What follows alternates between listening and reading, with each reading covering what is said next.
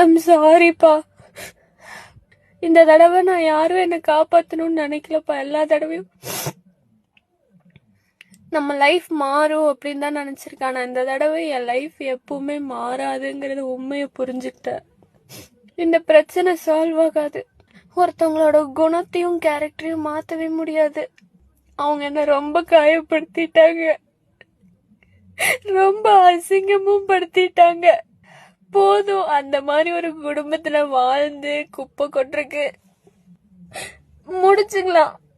ஏன் நீ உன் வாழ்க்கை நீ ஏன் முடிச்சுக்கிற? முட்டாளா நீன்னு உங்களுக்கு தோணலாம்.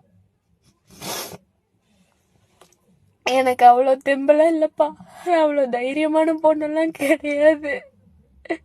தைரியமா இருக்கிற மாதிரி காமிச்சுக்கிட்டேன்.